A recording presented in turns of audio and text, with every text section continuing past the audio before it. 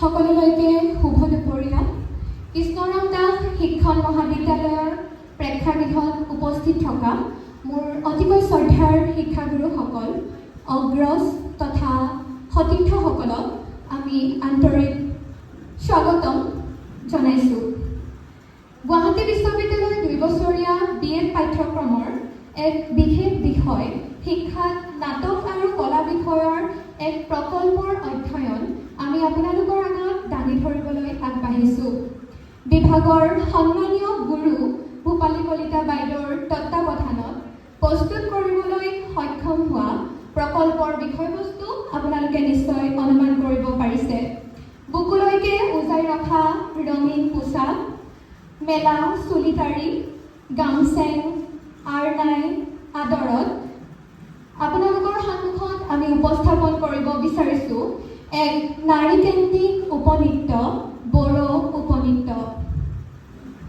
অসম তথা উত্তৰ পূৰ্বাঞ্চল বিভিন্ন জাতি জনগোষ্ঠীৰ মিলনভূমি।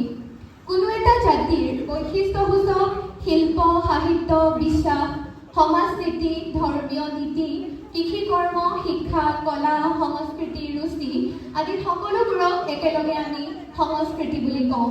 এই বিশাল অসমীয়া সংস্কৃতিৰ অবিচ্ছেদ্য অংগ নাইবা বিশাল পৰিসৰৰ এক সৰ্বোত্তম জনজাতি বড়ো জনজাতি। এই জাতিৰ লোকসকলৰ সামাজিক জীৱন, ধৰ্মীয় আচাৰ অনুষ্ঠান, উৎসৱ পাৰ্বণ, সংগীত আৰু নৃত্যৰ ক্ষেত্ৰতো বিশেষ স্থান আছে। নৃত্যক তেওঁলোকে কেৱল বিনোদনৰ মাধ্যম হিচাপে নহয়, পৰম্পৰা সংৰক্ষণ, সমাজ সংহতি আৰু ধৰ্মীয় অনুভৱৰ প্ৰকাশৰ এক মাধ্যম হিচাপে গ্ৰহণ কৰিছে। অসম তথা পূব ভাৰতত বসবাস কৰি অহা বড়োসকলৰ অন্যতম বড়ো নৃত্য বিভিন্ন দিশ তাৎপৰ্য উক্ত আলোচনা পত্ৰখনত আমি সবিশেষ উদঙাই তুলিবলৈ আপোনালোকৰ ওচৰত প্ৰয়াস কৰিছোঁ। কিবা ভুল ভ্ৰান্তি হ'লে আঙুলিয়াই দিব বুলি আশা কৰিছোঁ। ইয়াৰ পৰৱৰ্তী পৰ্যায় আগবঢ়াই নিবলৈ মই মোৰ সতীৰ্থক আহ্বান জনাইছোঁ। ধন্যবাদ।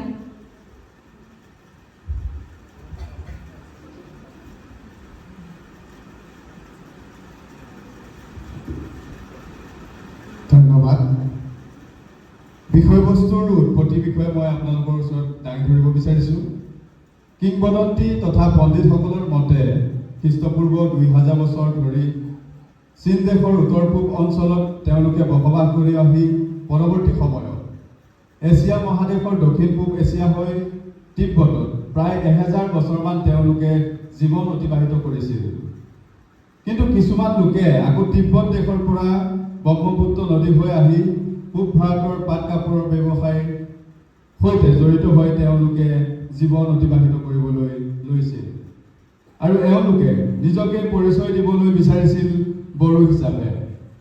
এই বড়োসকলৰ আছুতীয়া নৃত্য, গীত আদি বিশেষ সম্পদত তেওঁলোক কোনো গুণেই কম হৈ ৰোৱা নাছিল। বদ্ৰুম বাগৰুম মৌচাদে এই বাক্যশাৰীৰ অৰ্থ হ'ল দেউদী নচা। কেইবাগৰাকী চিখলা অৰ্থাৎ ছোৱালীয়ে ৰঙীন সাজ পোছাক পৰিধান কৰি পাৰম্পৰিক বড়ো সংগীত বাদ্যযন্ত্ৰৰ লগতে এই নৃত্য পৰিৱেশন কৰিছিল। ইয়াক সাধাৰণতে বিহু বা সংক্ৰান্তি বা মধ্য এপ্ৰিলৰ সময়ছোৱাত হোৱা বড়োসকলৰ উৎসৱ বৈশাগুত অনুশীলন কৰা দেখা গৈছিল। এইবোৰ নৃত্যৰ ভিতৰত কিছুমান ধৰ্মীয় নামো আছে, যেনে আইলং, আগ্ৰা, খাজি, ৰাজপুথুৰ, বৰলিগুৰি, বসুমুৰীয়া ইত্যাদি। বড়ো নৃত্যবিধৰ জৰিয়তে এই জনজাতিৰ লোকসকলৰ মাজত মিলাপ্ৰীতি, একাত্মতাবোধ ভাৱ প্ৰকাশ কৰে। সেয়েহে তেওঁলোকৰ নাচিবলৈ ব্যৱহাৰ কৰা গীতসমূহ প্ৰায় এনেধৰণৰ হয়: আই বিন্দাং গাদাই, আগৈ মৌনবৰী বিবৰি, ফৈ মৌচানী চুনাফৌৰ, বৈব শাৰী শাৰী। এই গীতৰ অৰ্থ এই যে, ঐ নুমলীয়া ফুল খালী বান্ধৱী, আহা চেনেহীহঁত নাচো আটায়ে শাৰী শাৰীকৈ। ডেকা গাভৰুৰ প্ৰেম প্ৰণয়, মিলন বিচ্ছেদ, বিৰহ বেদনা, ভাল পোৱাৰ চিন স্বৰূপে ফুলাম গামোচা, ৰুমাল আদিৰ উপহাৰ দিয়া বিৱৰণক লৈ এনেবোৰ গীতসমূহৰ আপুৰুগীয়া সৃষ্টি হৈছিল। এই গীতসমূহৰ তালে তালে নৃত্য কৰি বড়োসকলে এক সুকীয়া পৰিচয় বহন কৰি আহিছে। আমাৰ এই প্ৰকল্পটিৰ অন্য অংশ মই উপস্থাপন কৰিবৰ বাবে মোৰ সহপাঠী অন্য এগৰাকীক অনুৰোধ জনালোঁ। ধন্যবাদ।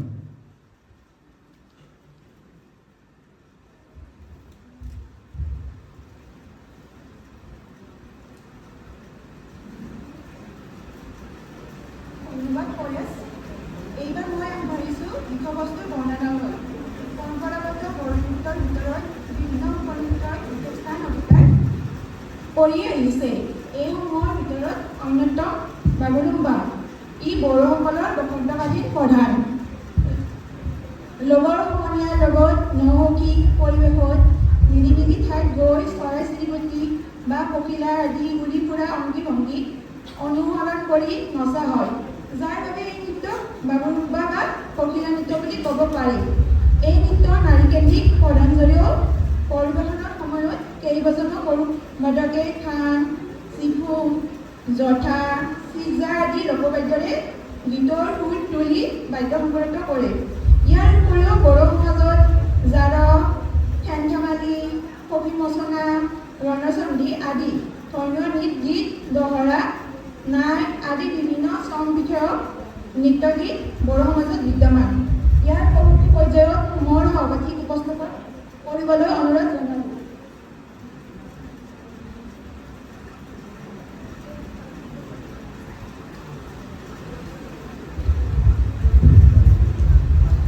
ধন্যবাদ। মই এতিয়া বড়ো জনগোষ্ঠীয়ে পৰিধান কৰা পৰম্পৰাগত সাজপাৰ আৰু আ অলংকাৰৰ বিষয়ে পৰিচয় দাঙি ধৰিবলৈ আগবাঢ়িছোঁ। বড়ো জনগোষ্ঠীৰ পৰম্পৰাগত পোচাক খুবেই ৰঙীন হয়। সাজপাৰৰ ভিতৰত মহিলাসকলৰ মুখ্য পোচাক, যি মোৰ সহপাঠীয়ে পৰিচয় কৰি দিবলৈ ওলাইছে, সেয়া হৈছে দখনা। ই এক দীঘল কাপোৰ যি বুকুৰ কাষত বান্ধি ভৰিলৈকে পিন্ধা হয়। ৰেগাং, ই হৈছে এবিধ পৰম্পৰাগত উৰ্ণি, যাক ঝুমৰা বা ফচৰা বুলিও কোৱা হয়। এই ঝুমৰা দখনাৰ লগত পৰিধান কৰা হয়, যিয়ে পোচাকযোৰৰ সম্পূৰ্ণতা প্ৰদান কৰে। ফাৰণ, ই এক ধৰণৰ ব্লাউজ বা কামিজ যি ৰেগাং আৰু দখনাৰ লগত পৰিধান কৰে। ঠিক তেনেদৰে বড়ো পুৰুষসকলে সাধাৰণতে গামচা, যি কমৰত বান্ধি আঁঠুৰলৈকে পিন্ধে, আৰু আৰণাই, যি ডিঙিত ওলমাই পিন্ধা হয়, যি সন্মোধন বা সন্মান নিদৰ্শন হিচাপেও ব্যৱহৃত হয়। আৰণাই আৰু গামচাৰ লগতে এটা বিশেষ ধৰণৰ কোট পিন্ধে, যাক ঝুমৰা গৌদান বা বড়ো কোট বোলা হয়। এই কোট বড়ো সমাজৰ পৰম্পৰাগত সৌন্দৰ্য আৰু সংস্কৃতিৰ প্ৰতিফলন কৰে। আ অলংকাৰ,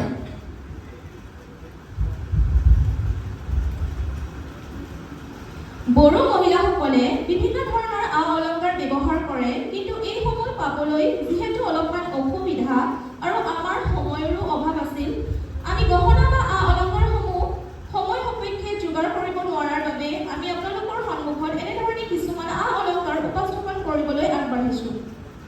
বড়ো মহিলাসকলে সাধাৰণতে ডিঙিত চন্দ্ৰহাৰ, বিদাং, ঠাকানি চিৰি বা থাংচিৰি, পুকাফুৰি, খোৱালা বা জোনবিৰি, মাদলি, ফোৱাল, গাঁঠিমালা, বিছাহাৰ, জিবৌ, চেলা ইত্যাদি ব্যৱহাৰ কৰে। হাতত মুঠি আচান, মুলি মঠা, ঠগা আচান, আচান চুঞ্চৰা, শংখ আচান আৰু বাউটি ব্যৱহাৰ কৰে। তেনেদৰে কাণত খৰম খোলা, খেৰা, জৌলা বা ডোল বা থুৰি, বৌলা, ফুটি, ফুলখুৰি, নাংৰি ইত্যাদি ব্যৱহাৰ কৰে। নাকত নাকল, নাফুল, গণ্ঠনৱালী ইত্যাদি ব্যৱহাৰ কৰে। তেনেদৰে বাহুত বাজু আৰু কঁকালত জাঞ্জি, জিনজিৰি ব্যৱহাৰ কৰে। ইয়াৰ পৰৱৰ্তী পৰ্যায়ত উপস্থাপন কৰিবৰ বাবে মই মোৰ সহপাঠীক আগবাঢ়ি আহিবলৈ অনুৰোধ কৰিলোঁ।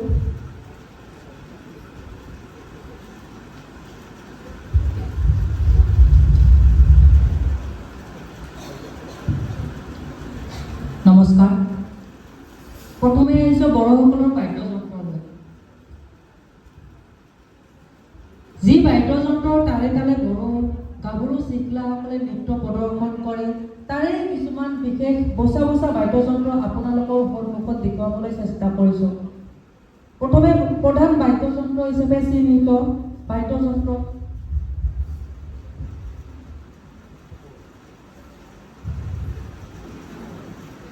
প্ৰথমে প্ৰধান বাদ্যযন্ত্ৰ হিচাপে চিহ্নিত বাদ্যযন্ত্ৰৰ নাম হৈছে খাম।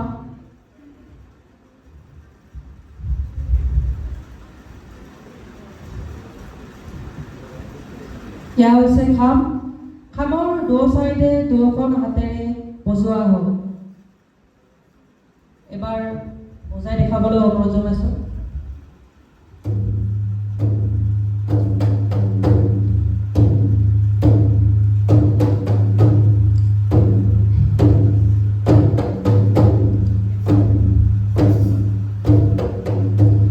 দ্বিতীয়তে বাদ্যযন্ত্ৰ আছে চিফু। চিফু দেখিবলৈ পাই বাঁহীহৰীয়া।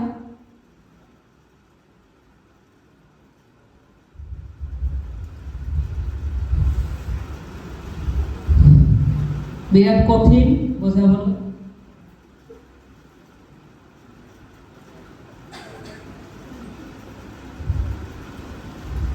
নাজানো বজাব, এনে অলপমান দেখাই দিম।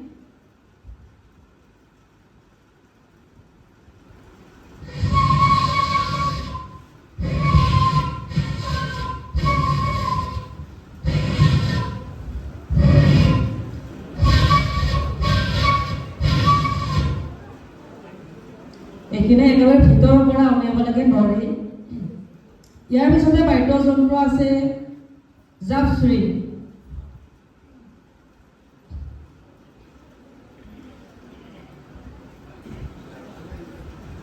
জাপশ্ৰী বজাই দেখুৱাবলৈ অনুৰোধ জনাইছোঁ।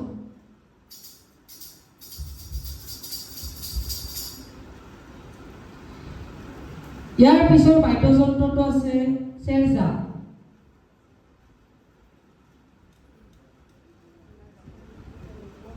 এইটো দেখিবলৈ প্ৰায় ভায়লিনৰ দৰে।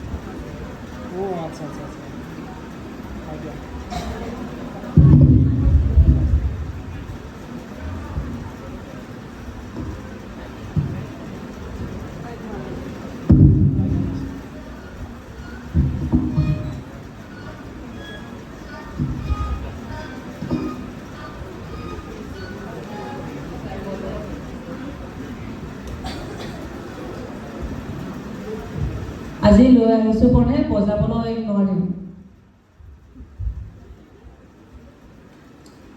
এতিয়া আহিছোঁ বড়োসকলৰ গীতলৈ। বড়োসকলে নৃত্যত ব্যৱহাৰ কৰা গীতসমূহ সমাজৰ ঘৰুৱা ভাৱ ভাষাৰ পটভূমিত ৰচিত কিছুমান পৌৰাণিক কাহিনী, কিংবদন্তি আৰু সাধুকথাৰ ওপৰত ভিত্তি কৰি বিৰচিত। বড়োসকল গীত বা লোকসংগীতৰ বিষয়ে R.M. দৰ্জনে লোককথা আৰু লোকজীৱনৰ এক পৰিচয় কৈছে যে লোকসংগীত শব্দটো প্ৰায় সকলো পৰম্পৰাগত বা মৌখিকভাৱে প্ৰেৰিত সংগীতক সামৰি ল'বলৈ শিথিলভাৱে প্ৰয়োগ কৰা হয়। বড়োসকলৰ পৰম্পৰাগত লোকগীতসমূহৰ জৰিয়তে বহুতো পৰম্পৰা আৰু সাংস্কৃতিক প্ৰতিফলন পোৱা যায়, যিবোৰে তেওঁলোকৰ পৰৱৰ্তী প্ৰজন্মলৈ এক পথ প্ৰদান কৰে। বড়োসকলৰ গীতসমূহ তিনি ধৰণে ভগাব পাৰি। প্ৰথম হৈছে প্ৰাৰ্থনা গীত, যাক আৰজ জেঠাই, দ্বিতীয়তে হৈছে লোকগীত, যাক খোকা জেঠাই, আৰু তৃতীয়তে হৈছে আধুনিক গীত, যিটো গৌদান জেঠাই হিচাপে কোৱা যায়। ইয়াৰ মনে মনে আগবাঢ়িবলৈ মই মোৰ সহকৰ্মীক আহ্বান জনাইছোঁ।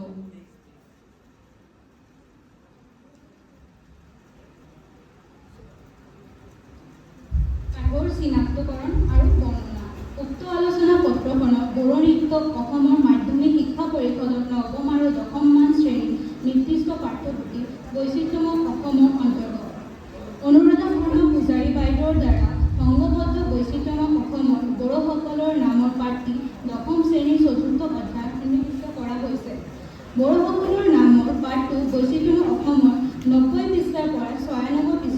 অন্তৰ্ভুক্ত কৰা হৈছে। বড়োসকল নামৰ প্ৰবন্ধটো বড়োসকলৰ উৎপত্তিৰ পৰা আৰম্ভ কৰি ধৰ্ম, সংস্কৃতি, গীত, মাত, ভাষা, সাহিত্য, বাদ্যযন্ত্ৰ, সাজৰ আদি তুলনামূলক আলোচনা দাঙি ধৰা দেখা যায়। ইয়াৰে নিৰ্দিষ্ট এটা বিষয় বড়ো নৃত্য সমিবেশ আলোচনা উক্ত আলোচনা পত্ৰখনত দাঙি ধৰা প্ৰয়াস কৰা হৈছে। ইয়াৰে পৰৱৰ্তী পৰ্যায়ত মোৰ সহপাঠী উপস্থাপন কৰিবলৈ অনুৰোধ জনাওঁ। ধন্যবাদ। ধন্যবাদ ৰিপা। এতিয়া মই পাঠক বিষয়বস্তুৰ বৰ্ণনা আগবঢ়াবলৈ ওলাইছোঁ। দশম শ্ৰেণীৰ বৈচিত্ৰ্যময় অসম পাঠ্যপুথিৰ অন্তৰ্গত বড়োসকল নামৰ পাঠ্য বিষয়টোত উল্লেখ থকা অনুসৰি বড়োসকল হৈছে নিজৰ সুস্থ সমাজ ব্যৱস্থা, ভাষা, সাহিত্য, ধৰ্ম আৰু সমৃদ্ধিশালী সংস্কৃতি থকা এটা জাতি। বড়োসকলক অসমৰ বিভিন্ন স্থানত সিঁচৰিত হৈ থকা দেখা যায়। এই পাঠ্য বিষয়টোত বড়োসকলৰ ভাষা, সাহিত্য, তেওঁলোকৰ ধৰ্ম, সংস্কৃতি, গীত মাত আৰু বাদ্যযন্ত্ৰৰ ওপৰত উল্লেখ আছে। বড়োসকলৰ নিজা সমৃদ্ধিশালী ভাষা আছে। ই বড়োসকলৰ মাতৃভাষা। বড়োসকলৰ উচ্চ মানৰ আৰু বিজ্ঞানসন্মত শব্দ ভাণ্ডাৰ আছে। ভাষাবিদ প্ৰমোদ চন্দ্ৰ ভট্টাচাৰ্যৰ মতে কিৰাত ৰাজ্যৰ শাসনৰ সময়ত বড়ো ভাষা চৰকাৰী আৰু আদালতৰ ভাষা হিচাপে প্ৰচলন আছিল। বড়ো মূলৰ পৰা সৃষ্টি হোৱা ভাষাবোৰ হৈছে ডিমাচা, গাৰো, ৰাভা, চুতীয়া, লালৌ, হাজং আৰু তিৱা। 2003 চনত ভাৰত চৰকাৰ, অসম চৰকাৰ আৰু বড়ো লিবাৰেশ্যন টাইগাৰৰ সৈতে হোৱা BTC অৰ্থাৎ বড়োলেণ্ড টেৰিটৰিয়েল কাউন্সিল চুক্তিৰ মৰ্মে বড়ো ভাষা সংবিধানৰ 8ম অনুসূচীত অন্তৰ্ভুক্ত হ'বলৈ সমৰ্থ হয়। বড়োসকলৰ অতি পুৰণি ধৰ্মটো হৈছে বাথৌ ধৰ্ম। বড়োসকলে মাটি, বায়ু, পানী, আকাশ আৰু সূৰ্য এই পঞ্চতত্বৰ সৃষ্টিকৰ্তাজনক ঈশ্বৰ হিচাপে মানি লয়। ইয়াকে বাথৌ বুলি কোৱা হয়। বড়ো মহিলা নাইবা জীয়াৰীসকলে কাপোৰ বোৱা, কটা কৰাত যথেষ্ট পাকৈত বুলি জনা যায়। বড়ো মহিলাসকলে দখনা, আৰণাই, ফালি, চাদ্ৰী ইত্যাদি বয়। আৰণাইখন বড়োসকলে শ্ৰদ্ধা আৰু সন্মানৰ চিন স্বৰূপ ব্যৱহাৰ কৰে। বড়োসকলৰ নিজৰ নৃত্য, গীত, মাত আৰু বাদ্যযন্ত্ৰ আছে। বড়োসকল বহুসংখ্যক ব্যক্তিয়ে অসমীয়া জীৱনলৈ বিভিন্ন ক্ষেত্ৰত অৱদান আগবঢ়াই আজিও স্মৰণীয় হৈ আছে। যেনে নৃত্যশিল্পী ওস্তাদ কামিনী কুমাৰ নাৰ্জাৰীৰ নিস্বাৰ্থ আশীষ প্ৰচেষ্টাত বড়ো নৃত্য ৰাজ্যিক পৰ্যায়ৰ পৰা ৰাষ্ট্ৰীয় পৰ্যায়লৈ উন্নীত হয়। ঠিক তেনেদৰে ডক্টৰ শোভা ব্ৰহ্ম ভাৰতৰ এজন প্ৰখ্যাত ভাস্কৰ্যবিদ আৰু অসমৰ কলা জগতৰ পথ প্ৰদৰ্শক। তেওঁৰ সৃষ্টিৰাজিয়ে বড়ো আৰু অসমীয়া সমাজৰ প্ৰকৃত প্ৰতিচ্ছবি দাঙি ধৰিছে। ইয়াৰ পৰৱৰ্তী পৰ্যায় আগবঢ়াবলৈ মই মোৰ সতীৰ্থক অনুগ্ৰহ জনাম।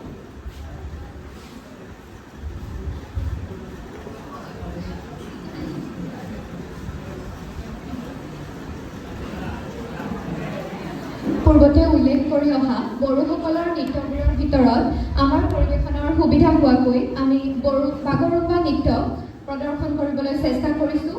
সীমিত সময় আৰু আখৰা কৰাৰ সময়ত বাদ্যযন্ত্ৰসমূহৰ অভাৱৰ বাবে নৃত্যটো বাদ্যযন্ত্ৰৰ সহিতে নকৰি মিউজিক ট্ৰেকৰ সহায়ত আমি আপোনালোকৰ আগত উপস্থাপন কৰিব বিচাৰিছোঁ। আহক আমি সকলোৱে মিলি এতিয়া পখিলা নৃত্যৰ ৰূপে খ্যাত বাগৰুম্বা নৃত্যটি উপভোগ কৰোঁ।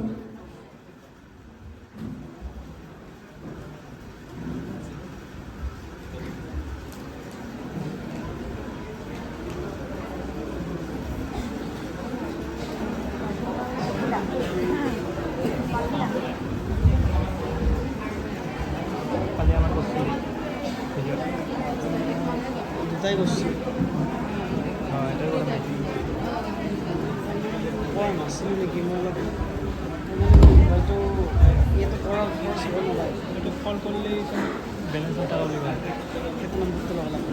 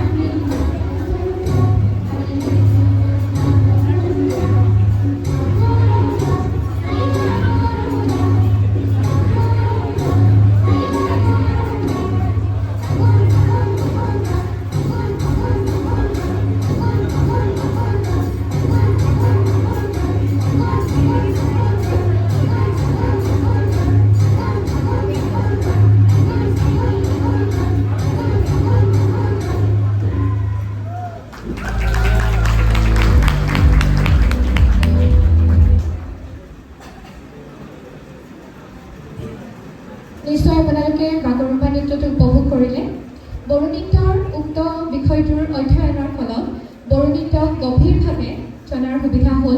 ইয়াৰ উপৰিও নৃত্যৰ প্ৰতিটো ভংগীমা, শৈলী আৰু ইয়াৰ শুদ্ধ উপস্থাপন সম্পৰ্কত আমি সঠিক জ্ঞান লাভ কৰাৰ সুবিধা হ'ল।